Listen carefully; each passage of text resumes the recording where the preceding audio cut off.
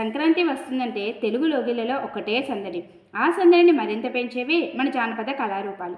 అదిగో అక్కయ్య, ఇదిగో చెల్లమ్మ, అదిగో అమ్మ, ఇదిగో అయ్య అంటూ చక్కని వేషధారంతో చెట్ల కొమ్మల పైనుండి తన గొంతు వినిపిస్తూ వారిని వారి సంతానాన్ని కలకాలం చల్లగా ఉండాలని దీవించి సంక్రాంతికి ఎంతో సందడిని తెచ్చే జానపద కళారూపమే ఈ కొమ్మదాసరులు.